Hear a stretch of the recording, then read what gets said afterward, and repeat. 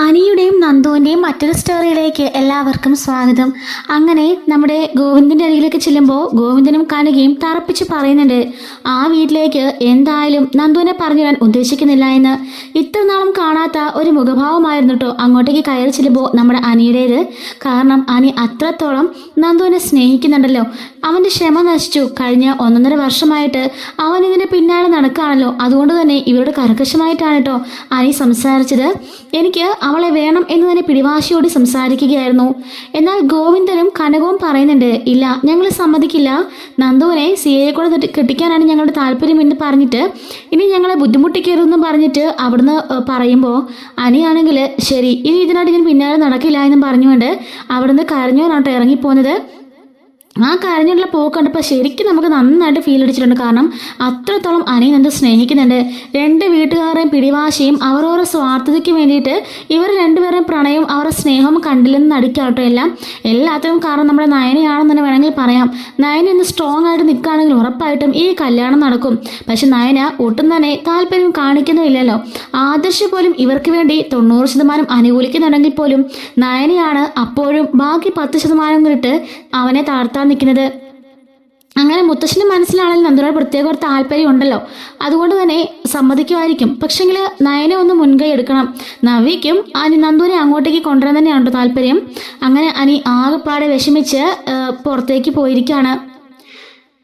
ഈ ഒരു കാര്യങ്ങളെല്ലാം വിളിച്ച് ഗോവിന്ദനാണെങ്കിൽ നയനോടും പറയുന്നുണ്ടായിരുന്നല്ലോ, ഇതുപോലെ തന്നെ അനി വിഷമിച്ചാണ് ഇറങ്ങിപ്പോയത്, ഇതുവരെ കാണാത്തൊരു മുഖഭാവമായിരുന്നു എന്നൊക്കെ പറയുമ്പോൾ നയനയ്ക്ക് നല്ലവണ്ണം പേടിയും സങ്കടവും ഒക്കെ ഉണ്ടാകുന്നുണ്ട്. അങ്ങനെ അന്ന് രാത്രിയിൽ അനിയെ വീട്ടിലേക്ക് വരുന്നില്ല കേട്ടോ. 2-3 ദിവസം കഴിയുന്നുണ്ട്. അനി എവിടെ പോയെന്ന് ആർക്കും ഒരു പിടുത്തവും കിട്ടുന്നില്ല. അവൻ്റെ ഫോണാണെങ്കിലോ സ്വിച്ച് ഓഫ് ആയിരിക്കും കേട്ടോ. അന്ന് കാണാതെ പോയ രാത്രി മുതൽ എല്ലാവരും തേടി നടക്കുകയാണ്. അവൻ്റെ സുഹൃത്തുക്കളും മൊബൈൽ ടവറൊക്കെ വെച്ച് അനിയും നന്ദും എല്ലാവരും തേടി നടക്കുന്നുണ്ട്. ഗോവിന്ദനും കനകത്തിനുമാണെങ്കിൽ ആകെപ്പാടെ വിഷമാവാണ്. കാരണം അന്നേ ദിവസം അവിടെ വന്ന് അങ്ങനെയൊക്കെ പറഞ്ഞിട്ട് പോയതല്ലേ. അതുകൊണ്ട് തന്നെ ചെറുക്കനിനി എന്തെങ്കിലും കയ്യബദ്ധം കാണിക്കുമോ എന്ന് കനകം പറയുമ്പോൾ ഗോവിന്ദൻ പറയാണ്, എനിക്കും അങ്ങനെ ഒരു പേടിയില്ലാതില്ല. അവൻ്റെ മനസ്സിൽ ഇപ്പോഴും നന്ദു മാത്രമേ ഉള്ളൂ. അവൻ നന്ദുവിനെ മാത്രമേ സ്നേഹിച്ചിട്ടുള്ളൂ. അത്രയധികം അവൻ്റെ മനസ്സിൽ നന്ദു ആയിട്ടുണ്ട് എന്ന് പറയുമ്പം കനക പറയാണ്, നന്ദുവിൻ്റെ അവസ്ഥയും വേറൊന്നുമല്ല. നന്ദുവിന് ഇപ്പോഴും ആ പയ്യനെ തന്നെയാണ് ഇഷ്ടം. അനിയെന്ന് വെച്ചാൽ അതൊക്കെ ജീവനാ. പിന്നെ 2 വീട്ടുകാരെ ഓർത്തിട്ട് അവളൊന്നും പറയാത്തതാണ് എന്നൊക്കെ പറയുന്നുണ്ട്. നന്ദു ആണെങ്കിൽ പോലീസ് സ്റ്റേഷനിൽ വെച്ചാണെങ്കിലും സൈബർ സെല്ലൊക്കെ വിളിച്ചു പറഞ്ഞും അവൻ്റെ ടവർ ലൊക്കേഷനും അങ്ങനെ പലതും ചെയ്യുന്നത് കണ്ട് സിഐക്ക് നല്ല കലിപ്പ് വരുന്നുണ്ട് കേട്ടോ. സിഐ ആണെങ്കിൽ അത് മുടക്കാനും ശ്രമിക്കുന്നുണ്ട്. അപ്പം മറ്റേ പോലീസുകാരൻ വന്നിട്ട് സിഐയോട് പറയാണ്, സാറേ പണ്ടും ഇതുപോലൊരു സംഭവം ഉണ്ടായി. എന്താണോ അത്? പിന്നെ ഇവനോട് കുറേ ദിവസം വന്ന് കയറിയപ്പോൾ എല്ലാവരും മേഡത്തിന് ഓരോന്നൊക്കെ പറഞ്ഞപ്പോൾ മേഡത്തിന് ദേഷ്യം കയറിയിട്ട് അനി ഒരു ദിവസം ഭിത്തിയെ പിടിച്ച് കയറ്റിയതാ. ആ സമയത്ത് ആ പയ്യനെ പിന്നെ കാണാതെ പോയി. മേഡവും ഞങ്ങൾ എല്ലാവരും കൂടി അളിഞ്ഞു തരികയായിരുന്നു. ലാസ്റ്റ് ഒരു അമ്പലത്തിന് മുമ്പ് വെച്ച് രാത്രിയിൽ ഈ മേഡം തന്നെ ആ പയ്യനെ കണ്ടുപിടിച്ചു. അന്ന് 2 പേരും ചെറിയ അറ്റാച്ച്മെന്റിലൊക്കെ ആയിരുന്നു സാറേ എന്ന് പറയുമ്പോൾ താൻ എന്താണ് ഉദ്ദേശിക്കുന്നത് എന്ന് ചോദിക്കുമ്പം അതെ, വൈറലായൊരു സംഭവം സാറിനെ ഞാൻ കാണിച്ചുതരാമെന്ന് പറഞ്ഞിട്ട് ആ വീഡിയോ എടുത്ത് കാണിക്കാണ് 2 പേരും കെട്ടിപ്പിടിച്ച് നിൽക്കുന്നത്. കണ്ടോ സാറേ, അന്ന് ഇവർ തമ്മിൽ കണ്ടുമുട്ടിയപ്പോൾ ഇതായിരുന്നു അവസ്ഥ. ഇപ്പം 2 ദിവസമായി ആ പയ്യനെ കാണാതായിട്ട്. ഇനി എന്തായിരിക്കും അവസ്ഥ എന്ന് എനിക്കറിയില്ല സാറേ എന്ന് പറഞ്ഞിട്ട് പുള്ളി അവിടെ ഒരു തിരിയിട്ട് കൊടുത്തിട്ട് പോവാണ്. ഇത് കണ്ടപ്പോൾ സിഐക്ക് ആകെ പാടെ അങ്ങ് വിഷമമായി. കാരണം സിഐ ഇത്ര കാലം നന്ദുവിന് അങ്ങോട്ടൊരു ചായ ഉണ്ടെന്നേ കരുതിയുള്ളൂ. ഇത്രത്തോളം അവർ തമ്മിൽ ഡീപ്പായിട്ടുള്ള ലവ് ആണെന്ന് ഇയാൾ അറിഞ്ഞില്ലല്ലോ. ഇയാൾ എന്ത് ചെയ്യണമെന്നറിയാതെ ആകെപ്പാടെ ആശയക്കുഴപ്പത്തിലായി നിൽക്കുകയാണ്. അങ്ങനെ നമ്മുടെ നന്ദു ആണെങ്കിൽ അവനെ കാണാതെ ആകെപ്പാടെ വിഷമിച്ച് 2 ദിവസമായിട്ട് ഊണും ഉറക്കമില്ല അന്വേഷിക്കാണ് കേട്ടോ. സുഹൃത്തുക്കളാണെങ്കിലും അങ്ങനെ തന്നെ അമ്പലങ്ങളിലും പല പല കുളങ്ങളിലും അങ്ങനെ പല സ്ഥലങ്ങളിലും പോയിട്ട് എല്ലാവരും അന്വേഷിച്ചുകൊണ്ടിരിക്കുകയാണ്. ഇതേ സമയത്ത് തന്നെ ഈ ഒരു വാർത്ത വേണുവിൻ്റെയും അതുപോലെ മകളുടെയും കാതിലെത്തുന്നുണ്ട്. വേണു പറയാണ്, കഴിഞ്ഞ തവണ ഇതുപോലെ അവനൊന്ന് കാണാതെ പോയപ്പോൾ അവൻ്റെ കാമുക തന്നെയാ കണ്ടുപിടിച്ചത്. ഇത്തവണ അങ്ങനെ ആയിരിക്കും. അപ്പോഴേക്കും അനാമിക പറയാണ്, അച്ഛാ അവൻ അങ്ങനെ തട്ടിപ്പോയാലേ അത് നമുക്കൊരു ഗോൾഡൻ ചാൻസാ. മോൾ എന്താ മോളെ പറഞ്ഞേ, നമ്മൾ ഡിവോഴ്സ് അപ്ലൈ ചെയ്യാൻ പോവല്ലേ? നമ്മളിതുവരെ അപ്ലൈ ചെയ്തില്ലല്ലോ. അച്ഛൻ ആലോചിച്ച് നോക്കി, അവൻ എങ്ങാനും എവിടെയെങ്കിലും കിടന്ന് ചാവുവാണല്ലേ. ഞാനിപ്പോഴും അവൻ്റെ വിധവയാ. ആ പേരും പറഞ്ഞ് എനിക്ക് കുറെ ക്യാഷോടും തട്ടാലോ. ഞങ്ങൾ ഡിവോഴ്സ് ചെയ്തിട്ടില്ലല്ലോ. എന്ന് പറയുമ്പോൾ രേവതി പറയാണ്, അത് ശരിയാണല്ലോ, മോള് പറഞ്ഞത് കറക്റ്റായ കാര്യമല്ലേ. ഹോ, അവൻ എന്തെങ്കിലും പൊട്ടത്തരം കാണിച്ചാൽ മതിയായിരുന്നു. അങ്ങനെയാണെങ്കിൽ നമ്മളുടെ മോക്ക് അതിനൊരു വിഹിതം കിട്ടിയാനേ. ആ ചെറുക്കൻ തന്നെയുണ്ട് 100-300 കോടി രൂപയുടെ സ്വത്ത്. അതിൻ്റെ ഒരു വിഹിതമെങ്കിലും കിട്ടിയാൽ നമ്മൾ രക്ഷപ്പെട്ടില്ലേ വേണുകൂട്ടാ എന്ന് പറയുമ്പോൾ, അതൊക്കെ ആ കാർന്നൂർ തരുമെന്ന് നിനക്ക് തോന്നുന്നുണ്ടോ? തന്നില്ലെങ്കിൽ നമ്മൾ അവകാശം പറഞ്ഞ് മേടിക്കണം. ഇപ്പോൾ ഇവളെ ഇങ്ങനെ ഒതുക്കി നിർത്തിയിരിക്കുന്ന കാര്യങ്ങളെല്ലാം മീഡിയ വഴി നാട്ടുകാർക്ക് മൊത്തം അറിയാം. ഈ പയ്യൻ ഇങ്ങനെ സംഭവിച്ചു കഴിഞ്ഞാൽ നമുക്കൊണ്ടൊരു കേസ് കൊടുത്താലേ സോഷ്യൽ മീഡിയക്കാരൊക്കെ നമ്മുടെ കൂടെ നിൽക്കും. പെണ്ണുങ്ങളുടെ സൈഡിലാണല്ലോ അല്ലെങ്കിലും എല്ലാവരും നിൽക്കാറ്. അങ്ങനെയാകുമ്പോൾ നമുക്ക് കുറേ കാശൊക്കെ കിട്ടും. അവൻ്റെ വിധവയാണെന്ന് പറഞ്ഞ് നമ്മുടെ മോളൊന്ന് സ്ട്രോങ് ആയിട്ട് നിന്നാൽ മതി അല്ലേ മോളെ എന്നൊക്കെ പറഞ്ഞ് രേവതി അവളോട് പറയുന്നതാണ് കേട്ടോ. അങ്ങനെ ഈ മൂവർ സംഘവും പാവം നമ്മുടെ അനിയെ കാണാതെ പോയപ്പോൾ തന്നെ ഇങ്ങനെ ഓരോന്നും പ്ലാൻ ചെയ്തുകൊണ്ടിരിക്കുകയാണ് കേട്ടോ. പാവം അനിയിട്ടാണ് എല്ലാവരും കളിച്ചുകൊണ്ടിരിക്കുന്നത് കേട്ടോ. നന്ദു ആണെങ്കിലോ മാനസികമായിട്ട് വല്ലാതെ തളർന്നിട്ടുണ്ട്. ഈ സമയം ആദർശും നയനയും കൂടി നമ്മുടെ നന്ദുവിനെ കാണാൻ വരുന്നുണ്ട് കേട്ടോ. അപ്പോൾ ആദർശ് പറയാണ്, മോളെ എന്തെങ്കിലും തുമ്പുണ്ടായോ? മുത്തച്ഛനാണെങ്കിൽ DGPനെ പലരെയും വിളിച്ചിട്ടുണ്ട്. പലരും പല വഴിക്ക് പല സൈഡിലും അന്വേഷണം നടത്താണ്. ഒരു തുമ്പുമില്ല. 2 ദിവസമായിട്ട് അവൻ എവിടെ പോയെന്ന് അറിയില്ല. അവൻ്റെ ഫോൺ നമ്പർ ആണെങ്കിലോ ആ നന്ദുവിൻ്റെ വീടിൻ്റെ പരിസരത്ത് വെച്ചാണ് അവസാനമായിട്ട് ലൊക്കേറ്റ് ചെയ്തിരിക്കുന്നത്. പിന്നീട് ഒരു അറിവും ഇല്ലെന്ന് പറയുന്നുണ്ട്. ആദർശേട്ടാ, എനിക്ക് നോക്കാൻ പറ്റുന്ന എല്ലായിടത്തും ഞാൻ അന്വേഷിക്കുന്നുണ്ട്, ഒരു തുമ്പുമില്ല. മാനസികമായിട്ട് ഞാൻ വല്ലാണ്ട് തളർന്ന ആദർശേട്ടാ എന്നൊക്കെ പറയുമ്പം നയന പറയാണ്, എങ്കിലും എന്തിനായിരിക്കും അവൻ ഈ പൊട്ടത്തരം കാണിച്ചേ എന്ന് പറയുമ്പം ആദ്യമായിട്ട് നമ്മുടെ നന്ദു നയനോട് ചൂടാകുന്നു കേട്ടോ. ചേച്ചിക്ക് എന്താ അതറിയില്ലെന്ന് ചോദിക്കാണ്. നന്ദുമോളെന്ന് വിളിക്കുമ്പോൾ വേണ്ട, ഒന്നും പറയണ്ട, ചേച്ചിക്ക് അറിയാലോ അവൻ എന്താണ് ആലോചിച്ചെന്ന്. ചേച്ചിയോടല്ലേ അവൻ ആദ്യം വന്ന് എൻ്റെ ഇഷ്ടമൊക്കെ തുറന്നു പറഞ്ഞത്. എന്നിട്ടും ഒന്നും അറിയാത്തതുപോലെ ഇത്രയും കാലം ചേച്ചി നടക്കല്ലായിരുന്നോ? ചേച്ചിക്ക് എന്താ ഇഷ്ടപ്പെട്ട ആളെയും കിട്ടി ഇപ്പൊ സുഖമായിട്ട് ജീവിക്കല്ലേ. അമ്മായിമ്മയും അമ്മായച്ഛനും ഭർത്താവും എല്ലാവരും ഇപ്പോൾ ചേച്ചിയുടെ സൈഡല്ലേ. ചേച്ചി ഇഷ്ടപ്പെട്ടതുപോലെ തന്നെ ചേച്ചിയുടെ ആദർശേടൻ ചേച്ചി നേരിച്ച് ഇഷ്ടപ്പെടുന്നുണ്ടല്ലോ. നിങ്ങളിപ്പോൾ സന്തോഷമായിട്ട് ജീവിക്കല്ലേ. പക്ഷെങ്കിൽ ഞാൻ ആഗ്രഹിച്ച ആളെ മാത്രം എനിക്ക് തരാൻ ചേച്ചിക്ക് പറ്റുന്നില്ലല്ലോ. ആദർശേട്ടൻ പോലും പലതവണ പറഞ്ഞതാ ഞങ്ങൾ തമ്മിലുള്ള വിവാഹം നടത്തി തരാന്ന്. അപ്പോൾ പോലും സമ്മതിക്കാത്തത് ചേച്ചിയല്ലേന്ന് കരഞ്ഞുകൊണ്ട് നന്ദു ചോദിക്കുമ്പം നയന ഞെട്ടി വിറച്ച് നിൽക്കുകയാണ്. അത് നമ്മുടെ നയനയ്ക്ക് ആവശ്യമായിരുന്നു കേട്ടോ. നന്ദു ആണെങ്കിൽ അവിടെ നിന്നുണ്ട് പൊട്ടിക്കരയുന്നുണ്ട്. ആദർശാണെങ്കിൽ അവളെ തോള തട്ടി സമാധാനിപ്പിക്കുകയാണ്, മോളെ കരയല്ലേ. അപ്പോഴേക്കും നയനെ കരഞ്ഞുകൊണ്ട് കണ്ണു ഒലിപ്പിച്ചുകൊണ്ട് അവിടുന്ന് പറയുന്നുണ്ട്, മോളെ ചേച്ചി അങ്ങനൊന്നും ഉദ്ദേശിച്ചില്ല. വേണ്ട ചേച്ചി, ഇനി ഒന്നും പറയണ്ട. ചേച്ചി ഒരു വാക്ക് അവിടെ എവിടെയോ പറഞ്ഞിരുന്നെങ്കിൽ ഞങ്ങളുടെ വിവാഹം നടന്നേനെ. പുരോഹിതനെ ഞാൻ കണ്ടിരുന്നു. എന്നാലും ഞാൻ സ്നേഹിക്കുന്ന പുരുഷൻ തന്നെ ആയിരിക്കും എന്നെ കല്യാണം കഴിക്കാമെന്ന് പുരോഹിതൻ പറഞ്ഞിട്ടുണ്ട്. അതുപോലെ തന്നെ അനിയുടെ കാര്യത്തിലും ആ പുരോഹിതൻ പറഞ്ഞതല്ലേ എനിക്ക് രണ്ട് വിവാഹമുണ്ട്, രണ്ടാമത്തെ ആള് ഞാനായിരിക്കുമെന്ന്. ഇതെല്ലാം അറിഞ്ഞിട്ടും ചേച്ചി എന്നെ തടസ്സം നിൽക്കാൻ ശ്രമിക്കുന്നേ. ആ സിഐനെ എനിക്ക് തുള്ളി പോലെ ഇഷ്ടമില്ല. ഹറും ബോറൻ. എന്നിട്ട് അയാളെ കൊണ്ട് കെട്ടിക്കാൻ ശ്രമിക്കുകയല്ലോ അല്ലേ. അതിൻ്റെ കൂടെ അച്ഛൻ്റെ ഭീഷണിയും കൂടെ. അങ്ങനെ അവസ്ഥ ഉണ്ടായില്ലേ ഞാൻ ഇതുപോലെ അനിയെപ്പോലെ എങ്ങോട്ടെങ്കിലും കാണാതെ പോകുമെന്ന് നന്ദു പറയുന്നുണ്ട്. ചേച്ചി എല്ലാവരോടും സംസാരിച്ചെങ്കിൽ ഉറപ്പായിട്ടും നന്ദു അനിക്ക് ഈ അവസ്ഥ ഉണ്ടാവില്ലായിരുന്നു. എവിടെയെങ്കിലും അനിക്ക് എന്തെങ്കിലും സംഭവിച്ചാൽ പിന്നെ അതിൻ്റെ കാരണക്കാരി ചേച്ചി ആയിരിക്കും എന്നും പറഞ്ഞ് ദേഷ്യപ്പെട്ട് അവൾ അകത്തേക്ക് കയറിപ്പോകുന്നുണ്ട്. ഉടനെ ആദർശിനെ പോയി കെട്ടിപ്പിടിച്ചുകൊണ്ട് നയന പറയുന്നുണ്ട്, ആദർശേട്ടാ ഞാൻ എന്ത് ചെയ്തിട്ടാ അവള് പറഞ്ഞത് കേട്ടോ, എന്നെ കുറ്റപ്പെടുത്തി സംസാരിച്ചത് കേട്ടോ എന്ന് പറയുമ്പം ആദർശ് പറയുന്നുണ്ട്, അവൾ അങ്ങനെ സംസാരിച്ചില്ലെങ്കിൽ അത്ഭുതമുള്ളൂ. ഇപ്പം കാണാതായിരിക്കുന്നത് അവളുടെ ജീവനെയാ. അവൾക്ക് അനിയെ അത്രയ്ക്കിഷ്ടാ. രണ്ടുപേരും പരസ്പരം അത്രയ്ക്ക് സ്നേഹിക്കുന്നുണ്ട്. അതുകൊണ്ടാണ് അവൾക്ക് അവനെ കാണാമെന്ന് അറിഞ്ഞപ്പോൾ അവൾക്ക് ഭ്രാന്ത് പിടിച്ച പോലെയൊക്കെ പെരുമാറുന്നത്. അവൾ പറഞ്ഞത് കേട്ടോ, ഇനിയും അനിക്ക് എന്തെങ്കിലും സംഭവിക്കുകയോ കാണാതെ പോവുകയോ ചെയ്താൽ അവളും അതുപോലെ തന്നെ ആയിരിക്കുമെന്ന് അവൾ പറഞ്ഞത് കേട്ടോ. ഇനി നിനക്ക് എന്താ മനസ്സിലായത്? ആ ഒരു മനസ്സുകൊണ്ട് അത്രയ്ക്ക് ഇഷ്ടപ്പെടുന്നുണ്ടോ നയനെ? ഇനിയെങ്കിലും നീ ഒന്ന് മനസ്സിലാക്ക്. ഞാൻ പറഞ്ഞു മടുത്തു. നന്ദുവും അനി 2 പേരും അവർ നമ്മളെപ്പോലൊന്നും അല്ല. അതിൻ്റെ 100 ഇരട്ടി അവർ മനസ്സുകൊണ്ട് സ്നേഹിക്കുന്നുണ്ട്. അവൻ്റെ വിവാഹം കഴിഞ്ഞിട്ടും 2 പേരും പരസ്പരം സ്നേഹിക്കണമെങ്കിൽ അവർ തമ്മിലുള്ള സ്നേഹം നീ ആലോചിച്ച് നോക്കിയേ എന്നൊക്കെ പറയാണ്. ഈശ്വരന്മാരായിട്ട് നിശ്ചയിച്ചതാ അവരുടെ വിവാഹം. അതുകൊണ്ടല്ലേ പുരോഹിതന്മാരും പൂജാരിയും നമ്പൂതിരും എല്ലാവരും ഇങ്ങനെ തന്നെ പറയുന്നത്. ചോദിച്ചവരെല്ലാം ഇവർ തമ്മിൽ ഒന്നിക്കുന്ന പറഞ്ഞിരിക്കുന്നേ. അതിന്റെ കാരണം എന്താന്ന് നിനക്ക് ഊഹിക്കാന്നല്ലേ ഉള്ളൂ. വീട്ടില് ഇപ്പൊ ഇടഞ്ഞു നിൽക്കുന്ന ആരൊക്കെയാന്ന് നീ ആലോചിച്ച് നോക്കിയേ. അനിയുടെ അമ്മയും ജലജപ്പച്ചിയും, വേറെ ആരെങ്കിലും ഇതിനെതിരുണ്ടോ? എല്ലാവർക്കും ഇനി സമ്മതമാണ്. എങ്ങനെയെങ്കിലും അനാമികയുടെ ബന്ധം ഒഴിവാക്കി അവൾ ഡിവോഴ്സ് ചെയ്ത് പറഞ്ഞു വെച്ചിട്ട് നന്ദുവിനെ എങ്ങനെയെങ്കിലും അങ്ങോട്ടേക്ക് കൊണ്ടുവരണം. നയനെ പറയാണ്, ആദർശേട്ടാ എനിക്ക് ആഗ്രഹമില്ലായിട്ടൊന്നും അല്ല, ഇവരുടെ സ്നേഹം എനിക്കും അറിയാം. പക്ഷെ കുടുംബത്തുണ്ടാകുമെന്ന പൊട്ടിത്തെറിയെക്കുറിച്ച് ആദർശേട്ടൊന്ന് ആലോചിച്ച് നോക്കിയേ. ഞങ്ങൾ രണ്ട് മക്കളെ അങ്ങോട്ടേക്ക് കെട്ടിച്ചയച്ചിട്ട് എൻ്റെ അമ്മയും അച്ഛനും അവൾ ഒരുപാട് അനുഭവിച്ചതാ. അതുകൊണ്ട് തന്നെയാണ് അവരിപ്പോഴും പറഞ്ഞത് അവർക്കതിന് താല്പര്യമില്ല എന്ന്. ഇങ്ങനെയുള്ളപ്പോൾ ഞാൻ പിന്നെ എങ്ങനെ ആദിച്ചിട്ടാ എന്ന് ചോദിക്കുന്നുണ്ട്. നീ ഒന്നും പറയേണ്ട നായനെ, എങ്ങനെയെങ്കിലും ഇവരുടെ ബന്ധം നടത്തിയേ പറ്റുള്ളൂ. എത്രയും പെട്ടെന്ന് അനിയെ കണ്ടുപിടിക്കണം. നന്ദു പറഞ്ഞത് കേട്ടല്ലോ, അവൻ എന്തെങ്കിലും സംഭവിച്ചാ നന്ദു ജീവനിരിക്കില്ലെന്ന്. നന്ദു മാത്രമല്ല ഞാനും കാണില്ല ഇനി ഒരിക്കലും. എൻ്റെ അനിയില്ലാത്ത ലോകത്ത് ഞാനും കാണില്ല എന്ന് ആദിശ് പറയുന്നുണ്ട്. നയനെ പറയാണ്, ചെറിയമ്മ പറഞ്ഞത് ആദിശേട്ടൻ കേട്ടതല്ലേ?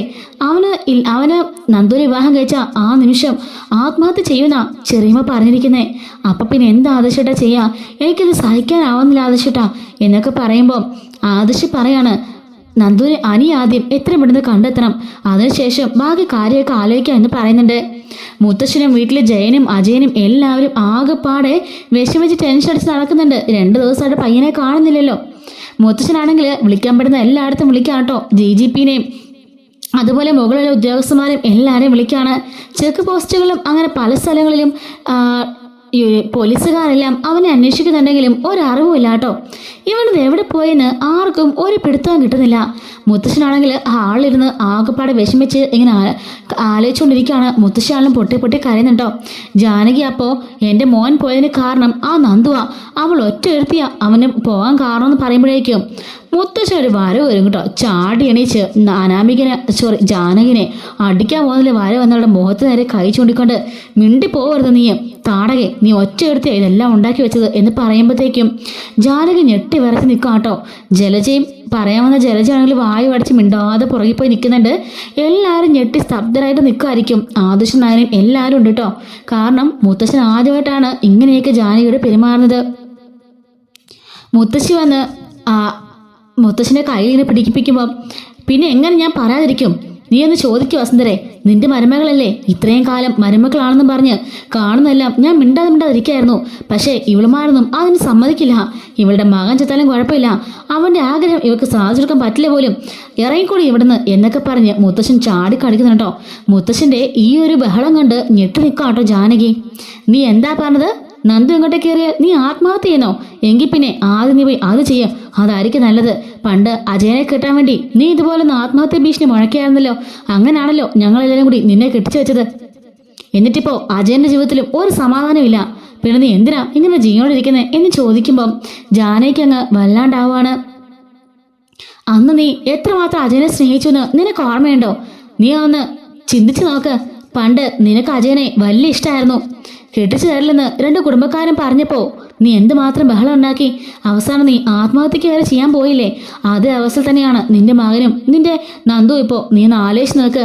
നന്ദുവിന് അനിയ ജീവനാണ്. അന്ന് നീ അജയനെ സ്നേഹിച്ചാലും 100 ഇരട്ടിയാണ് നന്ദു ഇപ്പോൾ അനിയെ സ്നേഹിക്കുന്നത്. അനി നന്ദുവിനെ അത് ഇനിയെങ്കിലും നിന്ന് മനസ്സിലാക്ക്. 1 വർഷം മുന്നേ അനാമികനെ അനി കിട്ടുന്നതിന് മുമ്പേ നീ സത്യങ്ങളെല്ലാം അറിഞ്ഞതാ. അന്ന് അവന്റെ ഇഷ്ടം മനസ്സിലാക്കിക്കൊണ്ട്, ആ സ്നേഹം മനസ്സിലാക്കിക്കൊണ്ട് നിന്റെ മോന് വേണ്ടി നീ ചെയ്യേണ്ട ഏറ്റവും നല്ല കാര്യമായിരുന്നു അത്. പക്ഷെ നിന്റെ സ്വാർത്ഥതയും നിന്റെ അഹങ്കാരവും നിന്റെ തലക്കനം കൊണ്ട് നീ അത് സമ്മതിച്ചു കൊടുത്തില്ല. 2 പേരെയും നീ ഒന്നിക്കാൻ സമ്മതിച്ചില്ല. നീ ഒറ്റ എടുത്തിയ എല്ലാത്തിനും കാരണക്കാരി. മറ്റേ മൂദേവിനെ ഈ വീട്ടിലേക്ക് വിളിച്ചു കയറ്റിയതും നീ ഒറ്റ എടുത്തിയ എന്നൊക്കെ മുത്തശ്ശൻ പറയുന്നുണ്ട് കേട്ടോ. എന്നിട്ട് എന്തുണ്ടായി? നിന്റെ മകന് കുറച്ചെങ്കിലും സമാധാനം അവൾ കൊടുത്തിട്ടുണ്ടോ? ഇന്നേ വരെ അവളെ എന്തുമാത്രം അവൻ ഉപദ്രവിച്ചെന്നൊന്ന് ആലോചിച്ച് നോക്കിയേ. അവസാന ദിവസം അവൾ ബെൽറ്റ് കൊണ്ട് അവനെ അടിച്ചില്ലേ? ഒന്നും ഞാൻ അറിയുന്നില്ലെന്നാണോ നീ കരുതിയത്? അന്ന് എൻ്റെ ചെറുക്കൻ്റെ ദേഹത്ത് ആ CI കൈവച്ചപ്പോൾ അവനെ സ്റ്റേഷനിൽ പോയി ഭീഷണിപ്പെടുത്തിയതാണ് ഞാൻ. അന്ന് അവൻ്റെ കർണത്ത് പൊട്ടിക്കാഞ്ഞത് അവൻ്റെ ദേഹത്ത് ആ യൂണിഫോം ഉണ്ടായിരുന്നോണ്ടാ. അതേ സമയത്താ ആ ഒരുമ്പട്ടവള് എൻ്റെ മോനെ ബെൽറ്റ് കൊണ്ട് തല്ലി ചതച്ചത്, അവനെ മാനസികമായി ഇത്രയും കാലം പീഡിപ്പിച്ചത്. അവളെ വെറുതെ ഞാൻ വിടില്ല, അത് നീ ഓർത്തോ? അവള് കുറെ കളിക്കുന്നുണ്ട്, അവളും അവളുടെ തന്തയും തള്ളയും കൂടെ കൂടിയിട്ട്. എന്താ അവൻ്റെയൊക്കെ വിചാരം? എന്നെ അങ്ങ് ഇതാക്കി കളയാന്നോ? ഇതേ മൂർത്തിയാ, അനന്തമൂർത്തി. ഒരുപാട് കണ്ടും കേട്ടും വളർന്നു വന്നവനാ ഞാനും. അവൻ്റെയൊക്കെ പ്ലാനിങ് എന്താണെന്ന് എനിക്കറിയാം. ഡിവോഴ്സ് എന്ന ആവശ്യമായിട്ട് വന്ന് കാശ് തട്ടാനാ അപ്പൻ്റെ അമ്മയുടെ മോളെ പദ്ധതി. അത് ഞാൻ ജീവനോടിരിക്കുമ്പോൾ നടക്കാൻ പോണില്ല. എന്തൊക്കെ സംഭവിച്ചാലും, ഞാൻ മരിച്ചാലും ഞാനൊരു തുള്ളി കാശ് പോലും അവന്മാർക്ക് കൊടുക്കില്ല. അതെൻ്റെ വാശിയാ. എന്നെയും എൻ്റെ കുടുംബത്തിൽ നാറ്റിച്ച അവളോടുള്ള വാശി, എൻ്റെ മകൻ്റെ ദേഹത്ത് കൈവച്ച അവളോടുള്ള വാശി എന്ന് മുത്തശ്ശന് പറഞ്ഞു കേട്ടോ. മുത്തശ്ശൻ പറഞ്ഞൊക്കെ കേട്ട് ഒരക്ഷരം പോലും മിണ്ടാതെ എല്ലാവരും പഞ്ചപുറ്റം അടക്കിക്കൊണ്ട് അങ്ങനെ നിൽക്കുമായിരിക്കും കേട്ടോ. മുത്തശ്ശൻ പറയുന്നുണ്ട്, എൻ്റെ മകൻ എന്തെങ്കിലും സംഭവിച്ച ജാനകി നിന്നെ ഞാൻ കൊന്നു കളയും. എൻ്റെ ഏറ്റവും ഇളയ കൊച്ചുമകനാണ് അവൻ. അവനെ അതുപോലെ പുന്നാരിച്ച ഞാൻ കൊണ്ടു നടന്നത്. അവൻ്റെ മനസ്സ് നോവുന്ന ഓരോ നിമിഷവും എൻ്റെ മനസ്സ് നോവുമായിരുന്നു. വേറൊരു നിവൃത്തിയില്ലാതെയാ ഇത്രയും കാലം ഞാൻ സഹിച്ചുകൊണ്ടിരുന്നത്. ഇപ്പം ആ ഒരുമ്പട്ടാള് ഇവിടെ നിന്ന് ഇറങ്ങിപ്പോയി. അത് എന്തൊരാശ്വാസം എനിക്ക് നിനക്കറിയാവോ? ഇനിയെങ്കിലും നന്ദു അനിയായിട്ട് ഒന്നിക്കണം, അല്ലെങ്കിൽ ഞാൻ ഒന്നിപ്പിക്കും. നിനക്ക് ആത്മഹത്യ ചെയ്യണമെങ്കിൽ ഇതാ ഇപ്പം തന്നെ പോയി ആത്മഹത്യ ചെയ്തോ. അതായിരിക്കും നിന്റെ മകൻ്റെ ജീവിതത്തിന് ഏറ്റവും നല്ലത്. ഒന്ന് ചീഞ്ഞാലേ ഒന്നിന് വളവാവുള്ളൂ. അങ്ങനെയുള്ളപ്പോൾ നിന്റെ മകൻ സന്തോഷമായിട്ട് ജീവിച്ചോളും. 1-2 മാസം അവൻ കരയായിരിക്കും. അത് കഴിയുമ്പോൾ അതങ്ങ് മാറിക്കോളും. കാരണം അവൻ്റെ കൂടെ അവനെ സ്നേഹിക്കുന്ന അവൻ്റെ പെണ്ണാണുള്ളത്. നിനക്ക് നിന്റെ മകനോട് തുള്ളി പോലെ സ്നേഹമില്ല. ഉണ്ടെങ്കിൽ നീ ഇങ്ങനെയൊന്നും പെരുമാറില്ലായിരുന്നു, ഇങ്ങനെയൊന്നും കാണിക്കില്ലായിരുന്നു. നിന്റെ മകൻ്റെ സ്നേഹവും ഇഷ്ടവും നീ മനസ്സിലാക്കിയേനെ എന്നും പറയുന്നുണ്ട്. എൻ്റെ അനിമോൻ എന്തെങ്കിലും സംഭവിച്ചാൽ ജാനകി നിന്നെ ഞാൻ കൊന്നുകളയും, നീ ഓർത്തോ. കാരണം മുത്തശ്ശന് അത്രയ്ക്ക് ദേഷ്യം എന്നൊക്കെ കടിച്ചു പിടിച്ച് നിൽക്കുകയാണ് കേട്ടോ. അല്ലെങ്കിൽ ജാനകിനെ തല്ലിക്കൊല്ലാനുള്ള ദേഷ്യമുണ്ട്. മുത്തശ്ശൻ പറയാണ്, നീ ഒറ്റ ഒരുത്തിയായി ഈ വീടിൻ്റെ സമാധാനം കളയുന്നത്. ഇപ്പൊ ദേവയാനി ബാക്കി എല്ലാവരും നല്ലതിക്കായി. ജലജ പോലും ഇപ്പൊ നിന്നേക്കാളും താന്നു നിൽക്കുക. അത്രയ്ക്ക് മോശപ്പെട്ട സ്വഭാവമാണ് ഇപ്പൊ നിന്നെ എനിക്ക് കണ്ണിന് കാണുന്ന പോലെ ഇപ്പൊ വെറുപ്പാ എന്നൊക്കെ പറയുന്നുണ്ട് കേട്ടോ. മുത്തശ്ശൻ എന്തൊക്കെ പറയുമ്പോൾ ജാനകിക്ക് തന്നെ മനസ്സുകൊണ്ട് ഒരു കുറ്റബോധമൊക്കെ ഉണ്ടായി തുടങ്ങുന്നുണ്ട്. നീ ഒന്ന് ആലോചിച്ച് നോക്കിയേ, 2 ദിവസമായി നിന്റെ മകനെ കാണാതായിട്ട്. അവൻ ജീവനോടുണ്ടോന്നെങ്കിലും നീ ഒന്ന് അന്വേഷിക്കുന്നുണ്ടോ? നിനക്കപ്പോഴും നന്ദുവിനെ കുറ്റപ്പെടുത്തണം, നന്ദുവിന്റെ വീട്ടുകാരെ കുറ്റപ്പെടുത്തണം, നയനെ കുറ്റപ്പെടുത്തണം, അനാമികനെ പൊക്കി പിടിക്കണം. നിനക്കിപ്പോഴും അതാ വേണ്ടത്. നിനക്ക് അങ്ങനെയെങ്കിലും ജയിക്കണം, നിന്റെ സ്വാർത്ഥത ജയിക്കണം.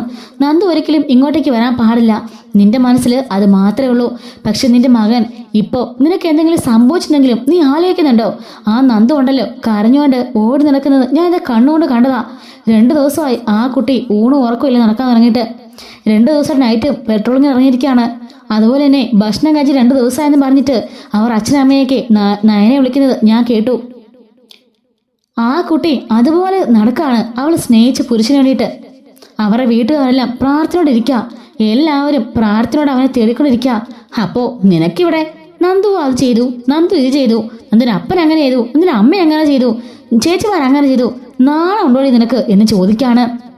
നീയൊക്കെ ഒരു പെണ്ണാണോ ഒരമ്മയാണോ എന്ന് ചോദിച്ച് മുത്തശ്ശന് പുച്ഛിക്കുന്നുണ്ട് കേട്ടോ. അങ്ങനെ മുത്തശ്ശൻ ദേഷ്യം പിടിച്ചുകൊണ്ട് ആ സെറ്റിൽ പോയിരുന്നിട്ട് കൈയൊക്കെ ഇങ്ങനെ മുറുക്കിക്കൊണ്ടിരിക്കുകയായിരിക്കും. മുത്തശ്ശി വന്നിട്ട് നിങ്ങൾ ടെൻഷൻ അടിക്കാതിരുന്നേ, PP എല്ലാം കൂടും എന്നൊക്കെ പറയുമ്പം വസുന്ധരെ ഞാൻ അങ്ങനെ ടെൻഷൻ അടിക്കാതിരിക്കും. കാണാതെ പോയത് എൻ്റെ കൊച്ചുമകനെയാ. 2 ദിവസമായിട്ട് ഒന്നും ചെയ്യാൻ പറ്റുന്നില്ലെന്ന് ഓർത്ത് ഞാൻ താഴ്ന്നു പോകുന്ന അവസ്ഥയിലാണ് വസുന്ധരെ എന്ന് പറഞ്ഞിട്ട് മുത്തശ്ശനോട് പൊട്ടിക്കരയുന്നുണ്ട് കേട്ടോ. മുത്തശ്ശനെ അപ്പം എല്ലാവരും കൂടി ഒന്ന് സമാധാനിപ്പിക്കുകയാണ്. പോട്ടെ സാറില്ല കരയെന്നൊക്കെ പറഞ്ഞുകൊണ്ട് അപ്പോഴേക്കും നമ്മുടെ അജയൻ വന്നിട്ട് അച്ഛാ കരയില്ല അച്ഛാ എന്ന് പറഞ്ഞിട്ട് മുത്തശ്ശൻ്റെ കയ്യിലേക്ക് പിടിക്കുമ്പം മുത്തശ്ശൻ കൈ പിടിച്ചിട്ട് പറയുന്നുണ്ട്, എൻ്റെ മോനെ കാണാതായിട്ട് 2 ദിവസമായി. അവൻ ജീവനോടുണ്ടോ എന്ന് പോലും എനിക്കറിയില്ല ജയ. എൻ്റെ ചങ്ക് പൊട്ടിപ്പോന്നു. ഞാൻ ഇപ്പം തന്നെ മരിച്ചു പോകുമെന്ന് എനിക്ക് തോന്നുന്നേ. എൻ്റെ മോനെ എനിക്കിപ്പോൾ കാണണം എന്നും പറഞ്ഞ് പൊട്ടിക്കരുന്നു കേട്ടോ. അത് കാണുമ്പോൾ നമുക്കൂടെ കരച്ചു വരും കേട്ടോ. മുത്തശ്ശൻ്റെ കരച്ചിൽ ആദ്യമായിട്ടാണ് മൂർത്തി മുത്തശ്ശന് കരയുന്നത് എല്ലാവരും കാണുന്നത്. കാരണം അനിയനെ മുത്തശ്ശന് അത്രയ്ക്ക് ഇഷ്ടമായിരുന്നു കേട്ടോ. അനിയെ കാണാനായിട്ട് 2 ദിവസമായി. അവൻ മരിച്ചു പോയെന്ന് പോലും ആർക്കും അറിയത്തില്ല അവസ്ഥയിലാണല്ലോ. ഇത് കാണുമ്പോൾ ജാനകിയുടെ മനസ്സ് നന്നായിട്ടത് മാറുന്നുണ്ട് കേട്ടോ. കാരണം മുത്തശ്ശൻ ഇത്രയ്ക്ക് ഡീപ്പായിട്ട് തന്നെ ആനയെക്കുറിച്ച് പറഞ്ഞല്ലോ, അനിയുടെ സ്നേഹത്തെക്കുറിച്ച് പറഞ്ഞല്ലോ, നന്ദു അനിയോടുള്ള സ്നേഹത്തെക്കുറിച്ച് പറഞ്ഞല്ലോ, അനാമികയുടെ സ്വഭാവം എന്താണെന്നും പറഞ്ഞല്ലോ. അതുപോലെ തന്നെ മുത്തശ്ശൻ്റെ ആ ഒരു സങ്കടവും കണ്ടല്ലോ. അപ്പോൾ അനിയെ എത്രമാത്രം ഇതൊക്കെ സ്നേഹിക്കുന്നുണ്ടെന്നും അനിയെ കാണാതെ പോയപ്പോൾ തനിക്ക് നന്ദുനുള്ള ദേഷ്യമായിരുന്നു വലുത്. അനിയെ കാണാതെ പോയത് പോലും തനിക്കൊരു ബുദ്ധിമുട്ടല്ലായിരുന്നു, എങ്കിലും നന്ദനോടുള്ള ദേഷ്യമായിരുന്നു അപ്പോഴും മുന്നിട്ട് നിന്നൊക്കെ ഓർത്തുകൊണ്ട് ജാനകിക്ക് തന്നോട് തന്നെ വല്ലാത്തൊരു പുച്ഛം തോന്നിക്കാണ്. ജാനകി വന്നിട്ട് മുത്തശ്ശൻ്റെ അരികിൽ പറയുന്നുണ്ട്, അച്ഛാ എന്നോട് ക്ഷമിക്കണം. ഇത്രയും കാലം ഞാൻ തെറ്റിലൂടെ നടന്നുകൊണ്ടിരുന്നേ, എനിക്കിത് മനസ്സിലായി. അനാമിക എന്നോട് ഓർന്നൊക്കെ പറഞ്ഞ് എന്നെ ബ്രെയിൻ വാഷ് ചെയ്ത് വെച്ചിരിക്കുകയെന്ന് വെച്ചാൽ. പിന്നെ നന്ദുവിന് എനിക്ക് ഇഷ്ടമുള്ള കാരണം നയനെയും നവ്യയും ഈ വീട്ടിലേക്ക് കയറി വന്നു. നയനെ എനിക്ക് ഒരുപാട് ഇഷ്ടമായിരുന്നു. പക്ഷെ അവരെല്ലാം കൂടി പ്ലാൻ ചെയ്ത് അനിയയും കൂടി അതിലേക്ക് പെടുത്തുകയാണെന്നും ഇങ്ങോട്ടേക്ക് കൊണ്ടുവരാൻ വേണ്ടി ഇവരെല്ലാം കള്ളത്തരം കാണിക്കുകയായിരുന്നൊക്കെ മനസ്സിലേക്ക് തോന്നിയത് കൊണ്ടാണ് എനിക്ക് ഇങ്ങനെയൊക്കെ ഉണ്ടായത്. ആ തോന്നൽ കയറി എനിക്ക് വല്ലാത്തൊരു ഭ്രാന്തമായ ഒരവസ്ഥയിലായി. അതുകൊണ്ടാച്ചാ എന്നോട് ക്ഷമിക്കണമെന്ന് പറയുമ്പോൾ ഇനിയിപ്പോൾ എന്നോട് ക്ഷമിച്ചിരുന്നും ഒരു കാര്യമില്ല. എൻ്റെ അനിമോൻ എവിടെയാണെന്ന് എനിക്കറിയില്ല, എനിക്കെൻ്റെ മോനെ കാണണം എന്നൊക്കെ പറഞ്ഞിരിക്കുന്ന വഴിക്കാനെ മുത്തശ്ശൻ്റെ ബോധം പോവാൻ കേട്ടോ. മുത്തശ്ശൻ ബോധം കിട്ടി വീഴുന്നുണ്ട്. എല്ലാവരും കൂടി അച്ഛാ അച്ഛാന്ന് പിടിഞ്ഞുകൊണ്ട് എല്ലാവരും ബഹളം വെക്കുമ്പോൾ മുത്തശ്ശിയൊക്കെ കൂടി കാർന്നു കേട്ടോ. പെട്ടെന്ന് തന്നെ എല്ലാവരും കൂടി മുത്തശ്ശനെ അടുത്ത് ഹോസ്പിറ്റലിലേക്ക് കൊണ്ടുപോവാണ്. എല്ലാവരും വണ്ടിയിൽ കയറി പിന്നാലെ പോവാണ് കേട്ടോ. ജലജയും അബിയും മാത്രം അവിടെ നിൽക്കുകയാണ്. നവിയും കുഞ്ഞുമാണെങ്കിൽ കുഞ്ഞുള്ളതുകൊണ്ട് അവിടെ നിൽക്കുന്നു കേട്ടോ. ജലജ പറയാണ് കേട്ടോ അബിയോട്, ഹോ ആ കിളവനങ്ങ് തീർന്നു കിട്ടിയാൽ മതിയായിരുന്നു.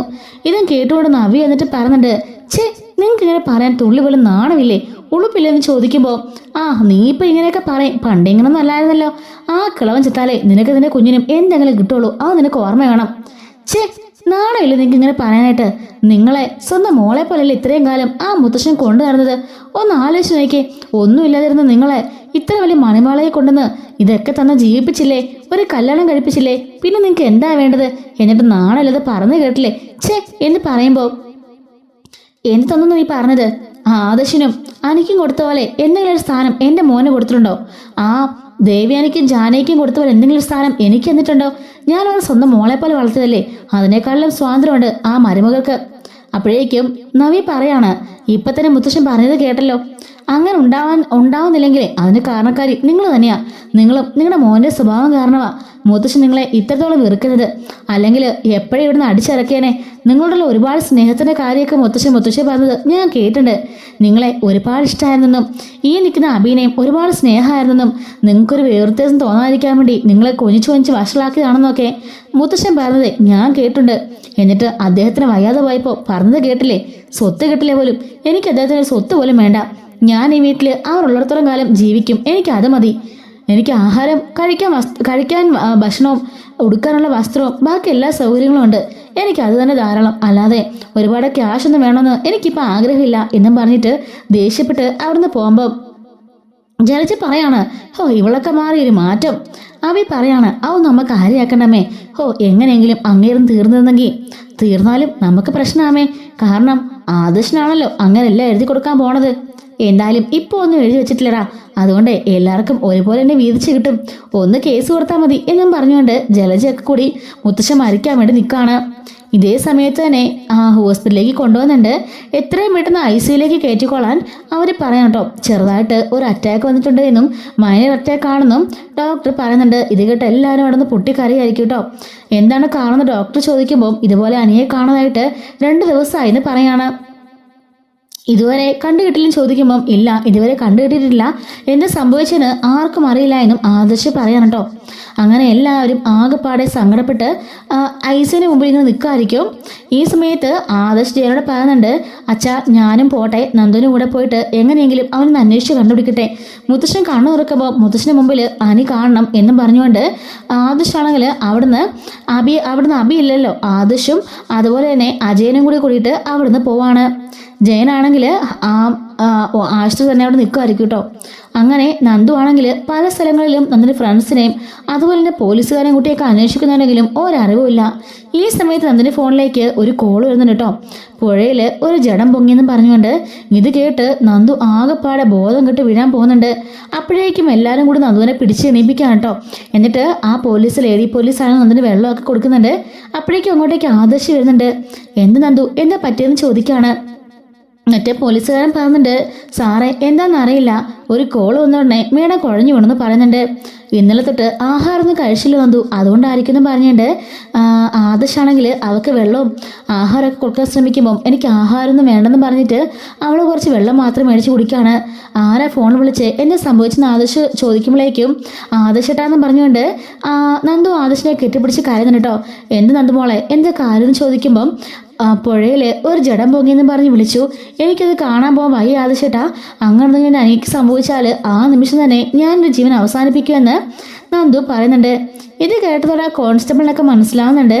നന്ദുവിന് അനിയെന്ന് വെച്ചാൽ ജീവനാണെന്നും ആത്മാർത്ഥമുള്ള പ്രണയമാണെന്നും മനസ്സിലാക്കുകയാണ്. ഇതാ CI കേട്ടിട്ട് CIക്ക് ആകെപ്പാട് ദേഷ്യം വരുന്നുണ്ട് കേട്ടോ. ആദർശ് പറയാണ്, എങ്കിലും മോള് വരണ്ട, ഞങ്ങൾ പോയി നോക്കിക്കോളാം എന്ന് പറഞ്ഞിട്ട് സി ഐയോട് പോയിട്ട് കാര്യം പറയുന്നുണ്ട്. സി ഐ ആണെങ്കിൽ ഞാനിപ്പോൾ കുറച്ച് ബിസിയിലാണ്, കോൺസ്റ്റബിളിനെയും എസ് ഐനെയും കൂട്ടി പോയിട്ട് വന്ന് പറയാം കേട്ടോ. നന്ദുവിന് ഇതുപോലെ അവസ്ഥയാണെന്ന് പറയുമ്പം അങ്ങനെ പറഞ്ഞിട്ട് കാര്യമുണ്ട് ആദർശേ, ഒരു പോലീസ് ഉദ്യോഗസ്ഥ ഡ്യൂട്ടി ചെയ്യേണ്ടതെന്ന് പറഞ്ഞു വിടുന്നുണ്ട് കേട്ടോ. മനഃപൂർവ്വമായിട്ട് പോയി കാണട്ടെ എന്ന കാര്യം തന്നെയാണ് സി ഐ പറഞ്ഞു വിടുന്നത്. സി ഐ കാര്യം അപ്പോൾ തന്നെ വിളിച്ച് വേണുനോടും പറയുന്നുണ്ടോ. വേണു പറയാണ്, നീ വിശേഷമൊക്കെ അറിഞ്ഞോ എന്ന് ചോദിച്ചുകൊണ്ട് രേവതിയുടെയും അനാമികയുടെ അരികിലേക്ക് ചെല്ലുന്നുണ്ട്. എന്താ കാര്യം എന്ന് ചോദിക്കുമ്പം വേണു പറയുന്നുണ്ട്, ഒന്നും അറിഞ്ഞില്ലേ, വലിയ സംഭവം. എന്താ കാര്യം എന്ന് ചോദിക്കുമ്പം ആനിയുണ്ടല്ലോ, അവന്റെ ജഡം പുഴയിൽ പൊങ്ങിയെന്ന്. ഇത് കേട്ട് അനാമികയുടെ ചാടി എഴുന്നേക്കാണ്. അച്ഛൻ എന്തൊക്കെയാ പറയുന്നത്? മോളെ, ഞാൻ പറഞ്ഞത് സത്യമാണ്. ദാ ഇപ്പോ ആ സി ഐനെ വിളിച്ചതേ ഉള്ളൂ. സത്യ പറഞ്ഞത്. ഈ സംഭവം അറിഞ്ഞപ്പോഴേ നന്ദു ആണെങ്കിൽ ബോധം കെട്ട് കുഴഞ്ഞ് താഴെ വീണെന്ന്. അവളെ പൊക്കിയെടുത്തോണ്ട് ആദർശൊക്കെ പോയിട്ടുണ്ട് ജഡം കാണാനായിട്ട് എന്നും പറഞ്ഞ് വിരിച്ചിരിക്കുന്നുണ്ട്. എന്തായാലും നമ്മൾ ആഗ്രഹിച്ച കാര്യങ്ങളൊക്കെ നടക്കാൻ പോവാം മോള് സന്തോഷമായിട്ടിരിക്കുക. ഞാൻ നടം വരെ പോയിട്ട് വരട്ടെ എന്ന് പറഞ്ഞുകൊണ്ട് വേണു നേരെ വണ്ടി എടുത്തുകൊണ്ട് അങ്ങോട്ടേക്ക് പോവാണ്. ഈ സമയം ആദർശമൊക്കെ കൂടിയിട്ട് ആ പോലീസ് വാഹനത്തിൽ ആ പുഴയ്ക്കരികിലേക്ക് ചെല്ലുമ്പോൾ അവിടെ എല്ലാം ആകെപ്പാട് ആൾക്കൂട്ടമായിരിക്കും. നന്ദു പറയുന്നുണ്ട്, ആദർശേട്ടാ എനിക്ക് അങ്ങോട്ടേക്ക് വരാൻ വയ്യ, ആദർശനൊന്ന് പോയിട്ട് അത് അനിയില്ലെന്ന് മാത്രം എന്നോട് പറഞ്ഞാൽ മതി എന്ന് പറഞ്ഞിട്ട് കരഞ്ഞുകൊണ്ട് വണ്ടിക്കകത്തിരിക്കുകയായിരിക്കും കേട്ടോ. ലേഡീസ് കോൺസ്റ്റബിൾ ആണെങ്കിൽ അവളെ സമാധാനിപ്പിക്കുന്നുണ്ട്. ആദർശും മറ്റേ കോൺസ്റ്റബിളും 2-3 പോലീസുകാരും കൂടെ കൂടിയിട്ട് ഹെഡ് കോൺസ്റ്റബിളൊക്കെ കൂടിയിട്ട് ആ ജഡം കാണാനായിട്ട് അങ്ങോട്ടേക്ക് പോകുന്നുണ്ടോ. അങ്ങനെ അവിടെ പോയിട്ട് മറിച്ച് നോക്കുമ്പോഴേക്കും അത് അനി ആയിരിക്കില്ല. അത് കാണുമ്പോൾ ആദർശം ഒരുപാട് സന്തോഷമാണ് കേട്ടോ. എങ്കിലും ഇതാരാണെന്നൊക്കെ ഹെഡ് കോൺസ്റ്റബിൾ ചെക്ക് ചെയ്യാൻ വേണ്ടിയിട്ട് അവരോട് പറയുന്നുണ്ട്. അപ്പോൾ തന്നെ സി ഐയെ വിളിച്ചിട്ട് അത് അനിയല്ലെന്നും മറ്റാരോ ആണെന്നും പറയുന്നുണ്ട്. അങ്ങനെ പെട്ടെന്ന് തന്നെ സി ഐ അങ്ങോട്ടേക്ക് വരേണ്ടി വരുന്നുണ്ട് കേട്ടോ. ഈ ഒരു സംഭവമൊക്കെ വേണു കണ്ടോണ്ട് നിൽക്കുകയാണ്. അതാ പയ്യനല്ലേ എന്നും പറഞ്ഞ് ദേഷ്യപ്പെട്ട് അയാൾ തിരികെ പോകുന്നുണ്ട് കേട്ടോ. ഈ സമയം നന്ദുവോടെ കരഞ്ഞോണ്ടിരിക്കുകയായിരിക്കും. ആദർശം എന്നിട്ട് പറയുന്നുണ്ട്, നന്ദുമോളെ കരയണ്ട, അത് അനിയല്ലെന്ന് പറയുമ്പോഴേക്കും നന്ദുവിന് സമാധാനമാവുന്നുണ്ട് കേട്ടോ. ആദർശ് പിന്നെയും കുറച്ച് വെള്ളമൊക്കെ മേടിച്ച് ആ നന്ദുവിന് കൊടുക്കുകയാണ്. അങ്ങനെ ഇവർ വീണ്ടും അന്വേഷണം ആരംഭിക്കുന്നുണ്ട് കേട്ടോ. ഇതേ സമയത്ത് ഇവർ വണ്ടിയും കൊണ്ട് ആദർശവും നന്ദു ഇങ്ങനെ പോയിക്കൊണ്ടിരിക്കുകയായിരിക്കും തിരിച്ച് സ്റ്റേഷനിലേക്ക്. ആ സമയത്ത് വഴിയിൽ കുറച്ച് പേര് കൂടി നിൽക്കുന്നത് കാണുകയാണ്.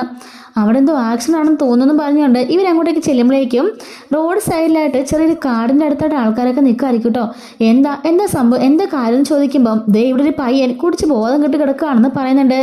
അവർ പോയി നോക്കുമ്പോൾ കാണുന്നത് അത് അനിയായിരിക്കും കേട്ടോ. അനിയാണെങ്കിൽ കുടിച്ച് ലക്കില്ലാതെ ആ വഴിയോരത്ത് ആ ഒരു ചെറിയൊരു കാട് പോലെ ആയിരിക്കും ആ ഒരു സൈഡിൽ. അതുകൊണ്ട് തന്നെ അവിടെ മറിഞ്ഞു കിടന്നത് ആരും കണ്ടില്ല. ആരോ കണ്ടാണ് അവിടെ എല്ലാവരും കൂടി തടിച്ചു കൂടി കേട്ടോ. അനിയെന്ന് വിളിച്ചുകൊണ്ട് ആദർശ് ഓടിച്ചെന്ന് അനിയെ വാരിപ്പുറന്ന് കെട്ടിപ്പിടിക്കുകയാണ്. നന്ദുവും പിന്നാലെ തന്നെ പോയിട്ട് നിനക്ക് എന്താ അനി പറ്റിയത്, എന്ത് കോലവാനി എന്ന് പറഞ്ഞുകൊണ്ട് നന്ദു അനിയെ കെട്ടിപ്പിടിക്കുന്നു കേട്ടോ. ഈ സമയത്ത് നന്ദുവും ആദർശം കൂടിയിട്ട് അനിയെ പൊക്കിയെടുത്ത് ജീപ്പിലിടുന്നുണ്ട്. അനിയെന്ന് വെച്ചാൽ ബോധം കേട്ടൊരു തുള്ളി പോലും ബോധമെടുത്ത അവസ്ഥയായിട്ടോ, അതുപോലെ കുടിച്ചു മാറുന്ന കിടക്കായിരിക്കും. അങ്ങനെ രണ്ടുപേരോട് എടുത്തുകൊണ്ട് നേരെ ഹോസ്പിറ്റലിലേക്ക് കൊണ്ടുപോവാണ്. മുത്തശ്ശനുള്ള അതേ ഹോസ്പിറ്റലിലേക്ക് തന്നെ അവനെയും കൊണ്ടുപോകുന്നുണ്ട്. മുത്തശ്ശൻ ഇപ്പുറത്തെ ICUവിലും ഇവനെ ഇപ്പുറത്ത് ഡോക്ടർമാർ ചെക്കിങ്ങിനൊക്കെ ആയിട്ട് കയറ്റിയിരിക്കുകയാണ് കേട്ടോ. ഡോക്ടേഴ്സ് പറയുന്നുണ്ട് അളവിലധികം ഇവൻ മദ്യപിച്ചിട്ടുണ്ട്, ഇതൊന്ന് നോർമലൈസ് ആവാൻ 1-2 ദിവസമെങ്കിലും ആകും, ഞങ്ങൾ ട്രീറ്റ്മെൻറ്റ് ചെയ്യുന്നുണ്ട് എന്നൊക്കെ പറഞ്ഞുകൊണ്ട് അവനെ അകത്തേക്ക് കയറ്റിയിരിക്കുകയാണ്. എന്തായാലും അവനെ ജീവനോടെ കിട്ടിയതോർത്ത് എല്ലാവരും സന്തോഷിക്കുന്നുണ്ടോ. ജാനകി ആണെങ്കിലും പോയിട്ട് മോനെ കണ്ട് സങ്കടപ്പെട്ട് കരയുന്നുണ്ട് പുറത്ത് നിന്നുകൊണ്ട്. മുത്തശ്ശനോട് പോയിട്ട് ഡോക്ടർ ഇങ്ങനെ ഇപ്പോൾ മുത്തശ്ശൻ ബോധം വന്ന് കണ്ണു തുറക്കാണ്.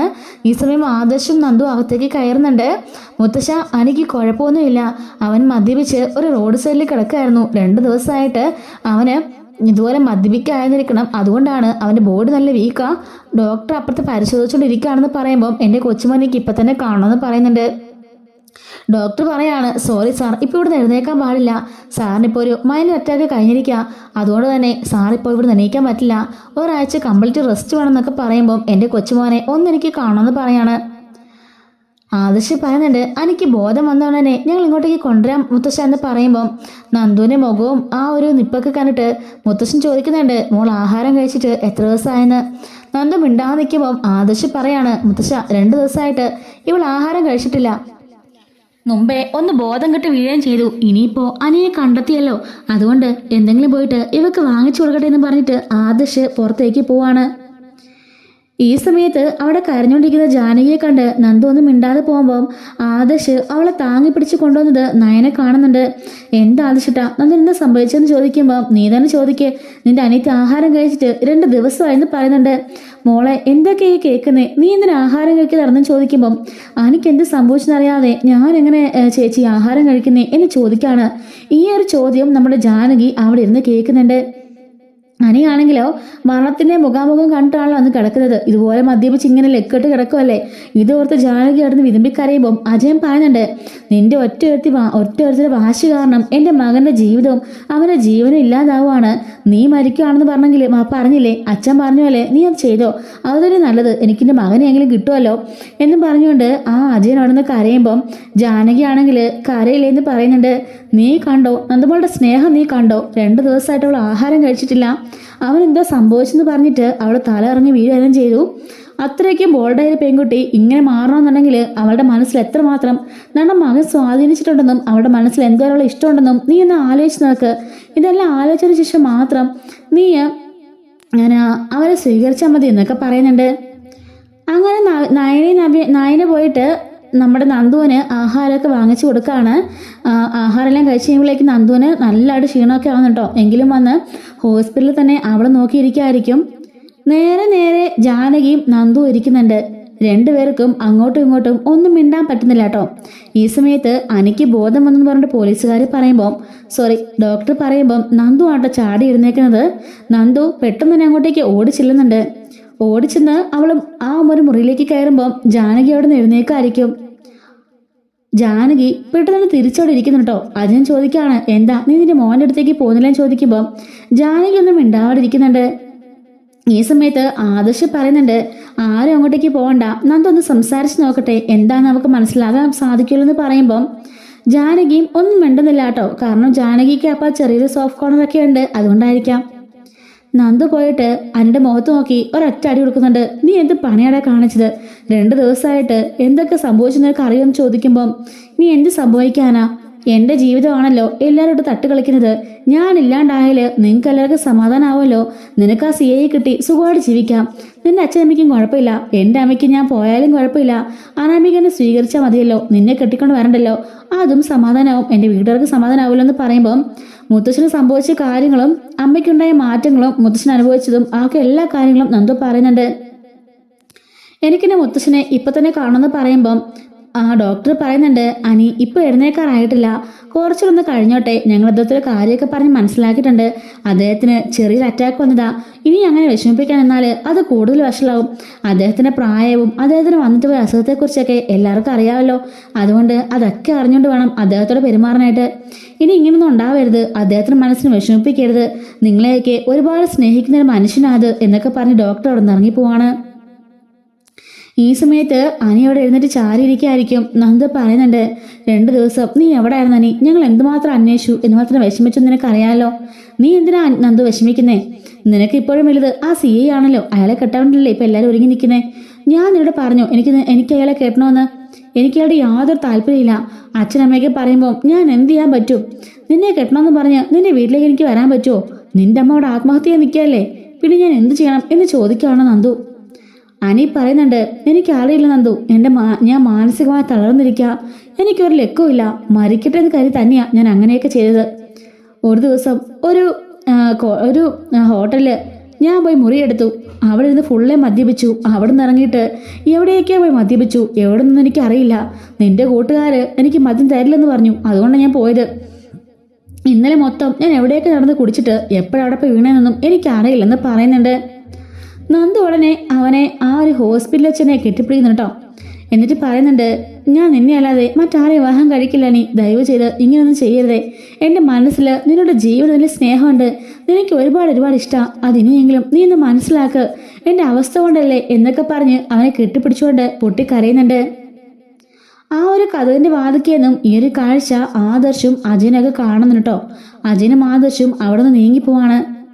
അജയൻ പറയുന്നുണ്ട്, ഇത്രയധികം ഇവർ നമ്മൾ സ്നേഹിക്കുന്നുണ്ട്, എന്നിട്ട് പോലും അത് മനസ്സിലാക്കാൻ അവക്കോ ആർക്കും പറ്റുന്നില്ലല്ലോ എന്നൊക്കെ പറയുമ്പം ആദർശ് പറയുന്നുണ്ട്, ദൈവത്തിന് നിശ്ചയം അവർ തമ്മിൽ ഒന്നിക്കാനാങ്കിൾ അതുകൊണ്ട് എത്രയും പെട്ടെന്ന് അവർ തമ്മിൽ ഒന്നിക്കുക തന്നെ ചെയ്യും.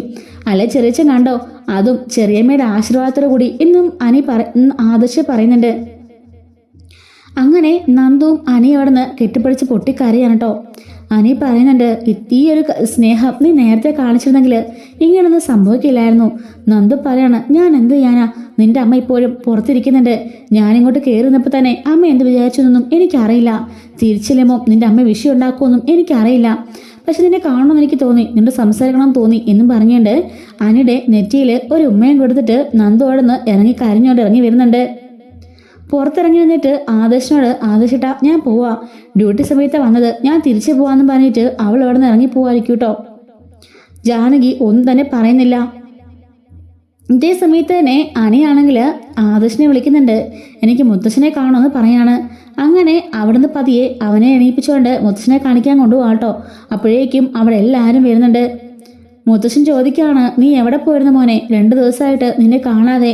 ഞാൻ ആകെപ്പാടെ വിഷമിച്ചെന്ന് പറയുമ്പം എൻ്റെ മുത്തശ്ശന് ഇത്ര ഇഷ്ടമായിരുന്നെന്ന് എനിക്കറിയില്ലായിരുന്നു മുത്തശ്ശ. ഞാൻ ഒരിക്കലും ഇങ്ങനൊന്നും ചെയ്യില്ല, എൻ്റെ മുത്തശ്ശനെ ഞാൻ വേദനിപ്പിക്കില്ല എന്ന് പറയുന്നുണ്ട്. മുത്തശ്ശൻ പറയുന്നുണ്ട്, ഞാൻ ഈ കിടക്കയിൽ കിടന്നിട്ട് പറയാം, എൻ്റെ മോൻ്റെ എന്താഗ്രഹമാണെങ്കിലും അത് ഈ മുത്തശ്ശൻ സാധിച്ചെന്നിരിക്കും. അല്ലെങ്കിൽ പിന്നെ ഈ മുത്തശ്ശൻ ജീവിതത്തിട്ട് ഒരു കാര്യമില്ല, ഈ മുത്തശ്ശൻ ജീവിച്ചിരിക്കില്ല എന്ന് ജാനകിയുടെ മുമ്പിൽ വെച്ച് പറയുന്നുണ്ട് കേട്ടോ. അപ്പോൾ എല്ലാവരും അവർക്ക് സപ്പോർട്ടാണ്. ജാനകി മാത്രമാണ് ഓപ്പോസിറ്റുള്ള കാര്യം ജാനകിക്ക് മനസ്സിലാകുന്നുണ്ട്. മോൻ പോയി റെസ്റ്റ് എടുത്തോ, ഇപ്പം മുത്തശ്ശന് കുഴപ്പമൊന്നുമില്ല എന്ന് പറയുന്നുണ്ട്. അങ്ങനെ അനിയെ തിരികെ കൊണ്ടുവന്ന് ആ ബെഡിൽ കിടന്നുണ്ട്. ഡോക്ടർ പറയുന്നുണ്ട്, എന്തായാലും നല്ല സഡേഷൻ കാണും, കുറച്ചിൽ കിടന്ന് മയങ്ങട്ടെ എന്ന് പറയാണ്. അങ്ങനെ എല്ലാവരും പുറത്ത് ഇവർക്ക് വേണ്ടി കാത്തിരിക്കുകയായിരിക്കും കേട്ടോ.